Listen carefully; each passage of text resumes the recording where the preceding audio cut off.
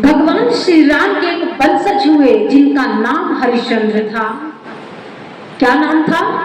हरिश्चंद्र था, जिनके हृदय में सिर्फ जन कल्याण की भावना थी। चक्रवर्ती सम्राट होते हुए भी जिनको थोड़ा सा भी मोह नहीं था, थोड़ा सा भी लालच नहीं था, कभी उनके दरवाजे से कोई निराश होकर नहीं जाता था, चाहे वो कोई भी जाता था। सचमुच एक दिन उनके गुरु विश्वामित्र जी ने सोचा कि क्यों ना मैं इसकी परीक्षा ले लूं। आपको क्या लगता है परीक्षा एक दिन होती है? रोज होती है परीक्षा। और कौन लेता है? आपके अपने लोग ही खड़े होते हैं आपकी परीक्षा लेने के लिए। कभी आपकी माता खड़ी हो जाएगी, कभी आपका पिता खड़ा होगा, कभी आपका पति खड़ा होगा, कभी आपकी पत्नी खड़ी होगी, कभी आपकी बहू आएगी परीक्षा लेने, कभी बेटा आएगा, कभी नाती पोते, पूरा कुलवा इकट्ठा होकर परीक्षा लेगा। ये मत सोचना कि परीक्षा नहीं होगी, परीक्षा तो होगी। क्योंकि जिस मार्ग के आप पथिक हैं, जिस मार्ग के आपने चयन किया है, तो बिना परीक्षा दिए तो आप उत्तीर्ण नहीं हो सकते।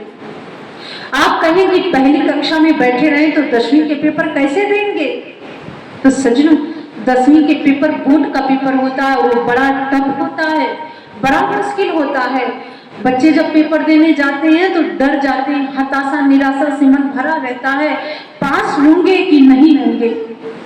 बहुत से लोग कहते हैं हम बुढ़ापा में भक्ति कर लेंगे, घुटना जवाब दे देता है, कान से सुनाई देना बंद हो जाता है, आंख से दिखना बंद हो जाता है, बैठ नहीं पाते हो तो भक्ति कैसे कर पाओगे?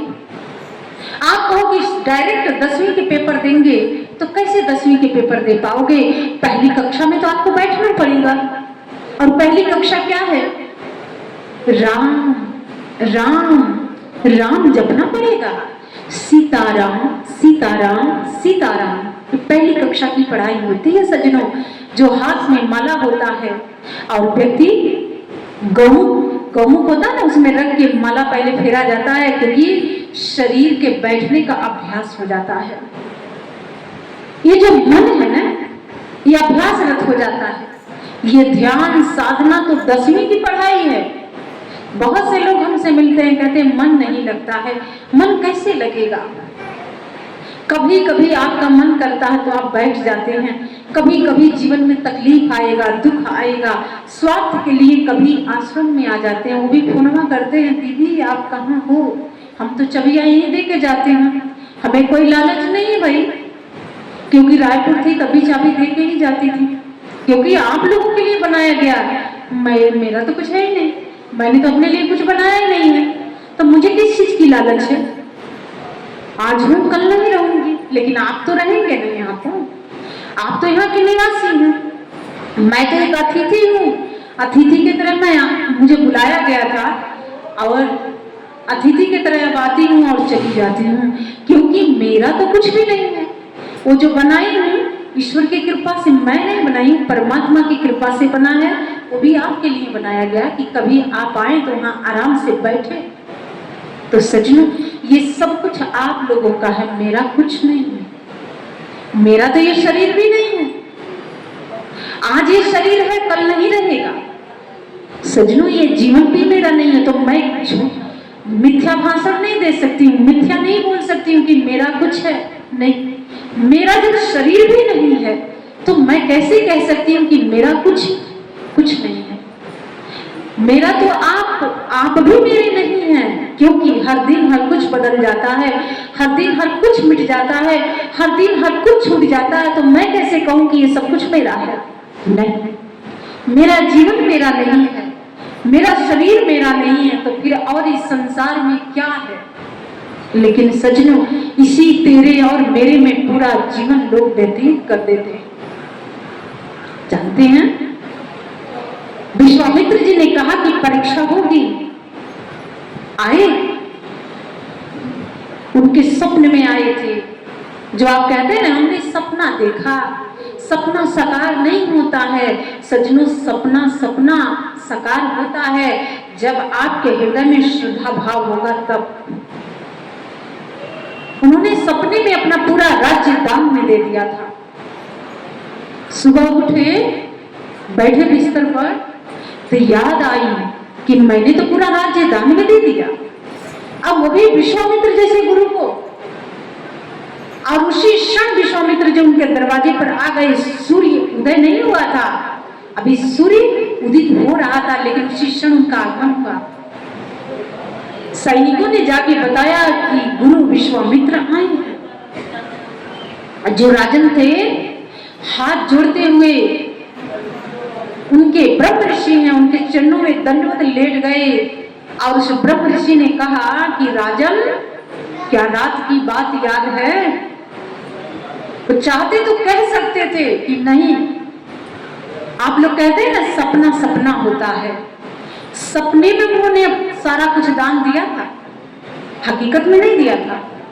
लेकिन ब्रह्म ऋषि विश्वामित्र जी आए हैं और उन्होंने कहा कि राजा, रात की बात याद है तुम्हें? तो राजा हरिश्चंद्र ने कहा, इक्ष्वाकु वंश के रघुकुल रीति सदा चली आई, प्राण जाई पर बचन न जाए। उस कुल के राजा हरिश्चंद्र हैं, लेकिन अपने आप को भी टटोलना कि आप अपने कुल के, अपने परिवार के, अपने पूर्वजों को कैसा मुंह दिखाते हो, और आपके पूर्वज के आपसे खुश रहते हैं, आपके पितृ आपसे हमेशा रुष्ट रहते हैं। सजनो, रघुकुल रीति सदा चली आई, प्राण जाई पर बचन न जाए। उन्होंने कहा कि हे ब्रह्म ऋषि, मैंने रात में सब कुछ आपको दान दे दिया है, ये कुछ मेरा नहीं है, अब ये सब कुछ आपका हो गया है। विश्वामित्र ने कहा कि दान दिए हो तभी दक्षिणा तो बाकी है, और संकल्प करा लो, क्योंकि मैं दक्षिणा लेने आया हूं। सजनों, आपके दरवाजे पर कोई भी जाता है तो क्या आप प्रसन्न होते हैं देख के? होते हैं क्या? बहुत कम लोग होते हैं, बाकी लोग तो मुंह ही बना लेते हैं। आई भगवा वस्त्र देख के लोगों को लगता है भीख मांगने वाले होंगे, सही बता रही हूँ आपको। लेकिन कब कौन आ जाए, मैंने कहा वस्त्रों से कोई पहचान नहीं है। संतों का लिबास है, कोई पीला वस्त्र पहनता है, कोई सफेद पहनता है, पिताजी बैठे हैं, वैष्णव भक्त हैं, कोई भगवाधारी है, कोई नॉर्मल कपड़ा धारी है। क्या कपड़े से पहचान है? कोई आपके दरवाजे पर जाता है तो अपना सौभाग्य समझ लेना कि मेरे दरवाजे पर कोई आया है, परमात्मा की असीम कृपा हुआ है कि कोई तो मेरे दरवाजे पर आया। और कोई दरवाजे पर जाता है तो क्या पूछना चाहिए पहले उससे? आइए, जो भी व्यवस्था है उसे आदर सम्मान से बिठाइए, जलपान कराइए, आपके घर में कुछ है तो उसको दे दीजिए खाने पीने के। कुछ मांग रहा है, निराश मत करो। हम ये नहीं कहते हैं कि पूरा कुलवा दे दो, थोड़ा सा तो दे सकते हैं।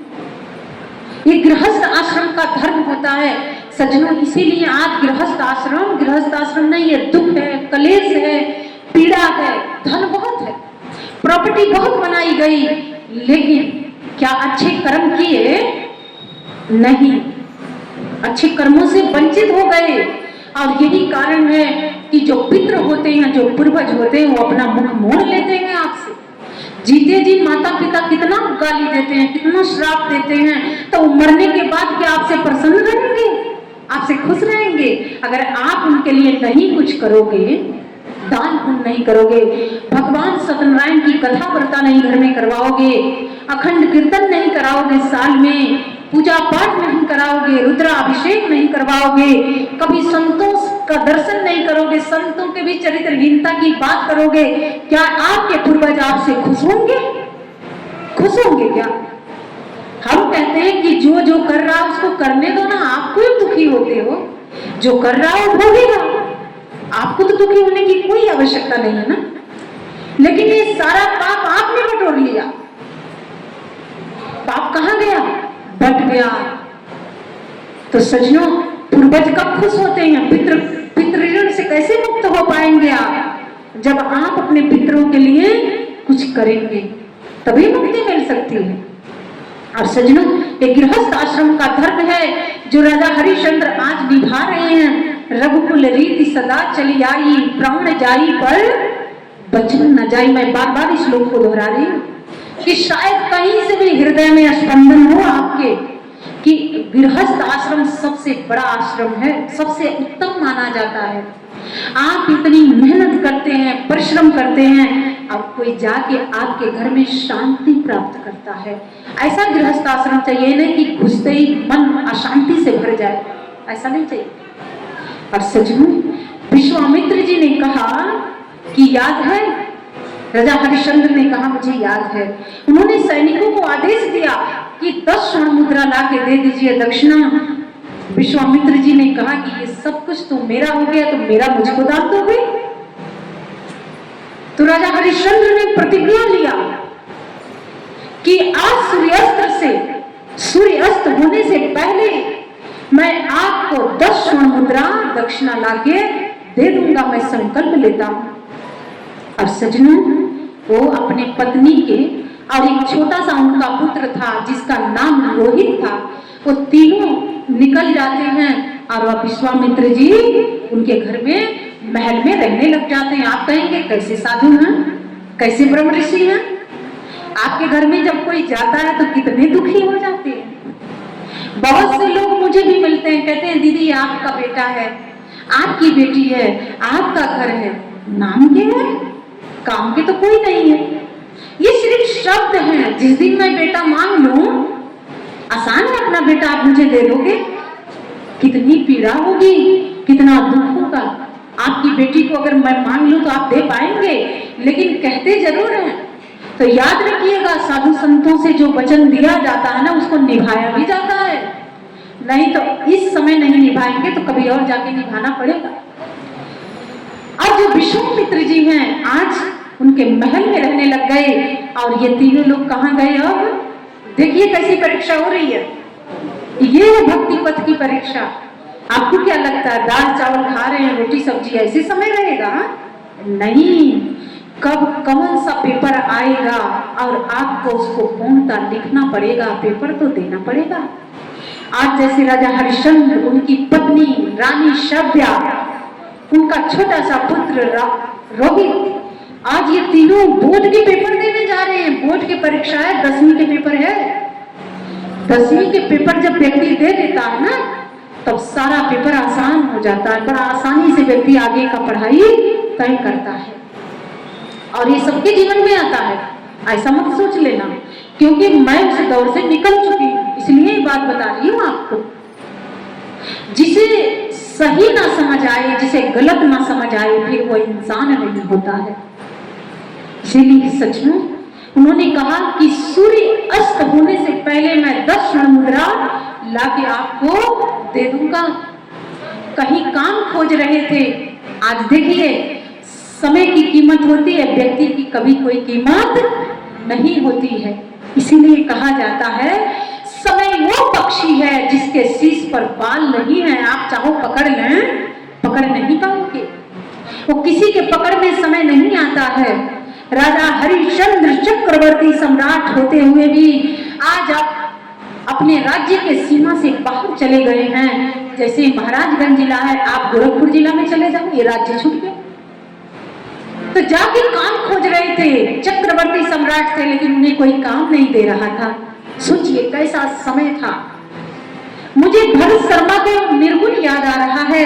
एक दिन राजा हरिश्चंद्र जी कंचन भरे खजाना जी, समय कैसा था कि उनके घर में कंचन का मतलब सोना, चांदी, हीरे, मोती, जवाहरात उनके कोने कोने में पड़ा था। लेकिन आज भिखारी हो गए हैं।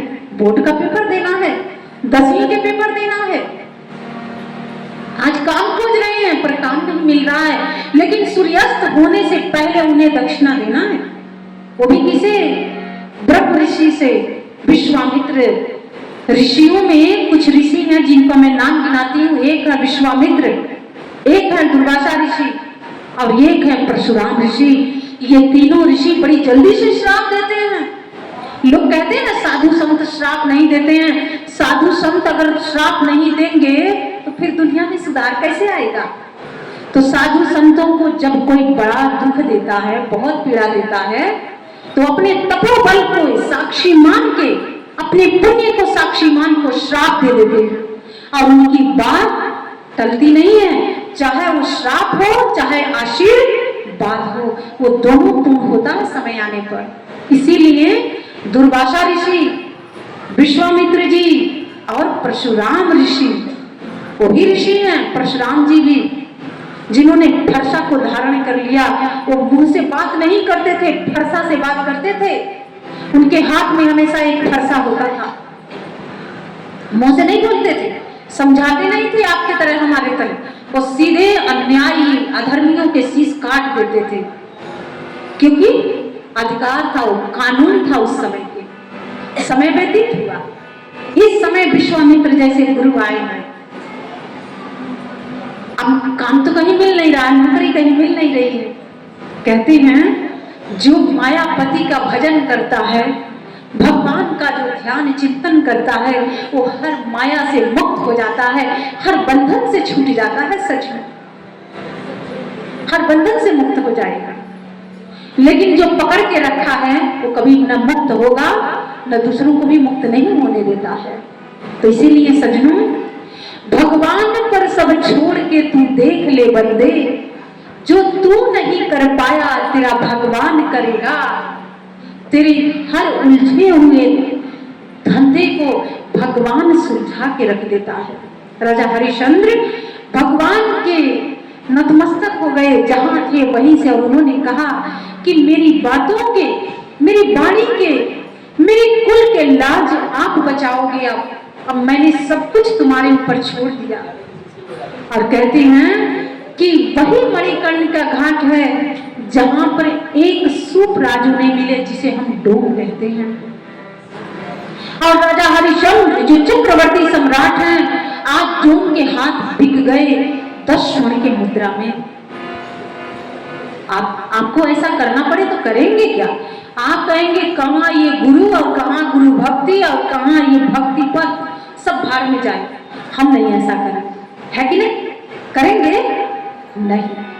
तो इसीलिए उन्होंने 10 स्वर्ण के मुद्रा में, 10 नहीं मिला था, कुछ कम मिला था, अपने आप को बेचा था। और उस घाट पर उन्हें तैनात किया गया कि जो भी इस घाट के अंदर प्रवेश करेगा, ऐसा नहीं है कि पहली बार आप सुन रहे हैं, आपने बहुत बार सुना होगा, लेकिन क्यों सुनाया जा रहा है रामचरितमानस की बात? आपको क्यों बताया जा रहा है? ये कथा तो आप बाल काल से सुनते आ रहे हैं सजनों। इसलिए सुनाया जा रहा है कि इधर से सुने और इधर से निकाल दिए हैं। अगर एक भी चीज लागू होता है, समझौता नहीं करते, गलत लोगों के साथ उठना बैठना नहीं करते। गोस्वामी तुलसीदास जी ने अपनी पत्नी को धिक्कार दिया और कहा कि अब मैं तेरे पीछे नहीं जाऊंगा, मैं राममय हो जाऊंगा। और राममय नहीं हुए क्या? हुए कि नहीं? हुए कि नहीं? ये उदाहरण दे रही हूं, आप मत ऐसा करना, ऐसा मत कह देना कि साध्वी जी तो कह रही है तो हम भी कर लें। ये उदाहरण है, आप मन से त्याग कर दो। कहते हैं कि छाड़ मन हरि से बेमुखन के संग। जो हरि से बेमुख है, परमात्मा से बेमुख है, उसका संग छोड़ देना चाहिए, वो चाहे कोई भी हो। बाहर से नहीं, अंतःकरण से उसका त्याग कर दो। और जिसे त्याग कर दिया जाता उसी क्षण वो मर जाता है, वो आपके नजर में जीवित नहीं रहेगा। छाड़ मन हरि से बेमुखन के संग, जाकी संग को बुद्धि उपजे, पड़े भजन में भंग। छाड़ मन हरि से बेमुखन के संग। कहते हैं, मीरा कहती है, मीराबाई कहती हैं कि छाड़ मन हरि से बेमुखन के संग। ये मेरा पूरा कुटुंब जन, मेरा परिवार तो सब हरि से बेमुख है, सब मुझे हरि से दूर कर रहे हैं और मुझे इनके संग नहीं रहना है। लेकिन मैं हरि को नहीं छोड़ सकती हूँ। और इसीलिए पड़े भजन में भंग, जिनके वजह से आपके भक्ति छूट जाए, जिनके वजह से आपके सत्संग छूट जाए, जिनके वजह से साधु संतों की सेवा छूट जाए, जिनके वजह से माता पिता की सानिध्य छूट जाए, जिनके वजह से माता पिता की सेवा से आप वंचित रह जाएं, ऐसे लोगों का मन से त्याग कर देना चाहिए। छाड़ मन हरि से बेमुखन के संग। जो हरि से प्रेम करेगा, परमात्मा से प्रेम करेगा, पहला धर्म यही गृहस्थ आश्रम के है कि आप अपने माता पिता की सेवा जरूर कर लेना। और जिसने अपनी माता पिता की सेवा कर ली ना, उसे किसी की सेवा करने की आवश्यकता नहीं पड़ती है सजनों। लेकिन आज तो लोग अपने माता पिता को घर से निकालने में लगे हुए हैं। ये है भक्ति, ये है गृहस्थ आश्रम का धर्म। आज स्वार्थ भी बैसाखियों पर टिका है सज्जनों। इसीलिए विकार तो सबके अंदर है, संस्कार तो सबके ऊपर हावी होता है। वही सास एक दिन आपको बहू के रूप में उतारती है, गृह लक्ष्मी बना के अपने घर में लेके आती है और आप उसकी धर्म की बेटी बनती हैं, लेकिन क्या धर्म निभा नहीं। और जिस सास ने जिसे धर्म की बेटी बनाई, क्या उसने बेटी का फर्ज निभाया? नहीं। तो सज्जनों, ये दोनों को समझना चाहिए, सिर्फ एक की बात नहीं कर रही हूं। अब दोनों अगर समझें तो ये धर्म कायम रहेगा। लेकिन ना समझ जहां आ जाता है वहीं से धर्म लुप्त हो जाता है सज्जनों। आप देखिए, आप किसी की धर्म पत्नी है, किसी के माँ है, किसी की दादी है, किसी की बुआ है, कितना दायित्व आपके कंधे पर रखा गया है। आप किसी के भाई हैं, किसी के पिता हैं, किसी के पति हैं, किसी के फूफा लगते हैं, किसी के मौसा लगते हैं, कितना जिम्मेदारियां दी गई है। कभी याद आया? नहीं। क्यों नहीं आया सज्जनों? इसलिए नहीं आया क्योंकि हम हरि से प्रेम नहीं किए, हरि से विमुख हो गए, परमात्मा से विमुख हो गए। तो इसीलिए संत मीरा कहती हैं कि छाड़ मन हरि से विमुखन के संग, जाके संग कुबुद्धि उपजे पड़े भजन में भंग। छाड़ मन हरि से विमुखन के संग। वो कितना भी अमीर क्यों ना हो, ऐसे लोगों का त्याग कर देने में ही भला होता है। लेकिन वो कहते हैं मैं परमात्मा का त्याग नहीं करूंगी, और उन्होंने नहीं किया। इस संतों ने अपना अपना अनुभव बताया। लेकिन आज हम आपसे प्रश्न करते हैं, गुरु पूर्णिमा है आज गुरु पूर्णिमा का दिन है सज्जनों। आज जो मांगता है परमात्मा से उसे मिल जाता है। लेकिन सच्चे हृदय से प्रार्थना करिएगा। अगर मन में स्वार्थ है, प्रपंच है, छल है, तो पूर्ण नहीं होता है। क्योंकि मैंने जो भी बात अपने लिए या दूसरों के लिए मैंने आज तक जो कहा है वो मिथ्या नहीं होता है। मेरी हर एक बात सत्य होती है, मेरी नहीं भगवान की बात वो होती है। तो सचमुच जो व्यक्ति भगवान को अपना मन दे देता है ना, फिर उसका मन ईश्वर का मन होता है। और वो जब भी बोलेगा ईश्वर से संबंधित प्रेरित होकर बोलता है। इसलिए उसकी बातों को पूर्ण करने के लिए पूरी प्रकृति एकजुट हो जाती है। इसीलिए कहा जाता है संत वचन ना पलटे पलट जाए ब्रह्मांड। ये प्रकृति भी अपने नियम को बदल देती है, लेकिन संतों की बात कायम होती है, इधर से उधर नहीं हो सकती है। आज विश्वामित्र के एक वचन के लिए आज उन्होंने डोम के हाथ बिकना स्वीकार कर लिए। कितनी बड़ी बात है, कितनी बड़ी बात है सज्जनों। अब तो गुरु पूजा आता है, हम तो किसी की सेवा भी नहीं लगाते। लोग सेवा सुनते ही कहते हैं नहीं हम यहाँ जा रहे हैं, हम वहां जा रहे हैं, हमारे पास समय नहीं। सबसे ज्यादा सेवा जानते हैं कहाँ लगती है? रजवल। गिने चुने बहने हैं। हमारा मन हमेशा खुश रहता है। बहनें फोन करके पूछती हैं कि दीदी गुरु पूजा आ गया है। मैं उनकी प्रशंसा नहीं कर रही हूँ, उनका प्रेम है, ये जन कल्याण की भावना है, जनहित की भावना है। दीदी हमारी सेवा क्या है, हमने ये काम कर लिया है, हमने ये व्यवस्था बना ली है। और कोई अमीर नहीं है, कोई करोड़पति नहीं है वो लोग, जाके देखना कैसे लोग हैं। लेकिन मुंह चोर भी लोग हैं, परमात्मा से मुंह चुरा के बैठे हैं कि जहां तन की सेवा बात आ जाए, धन की सेवा आती है, मन की सेवा आती है।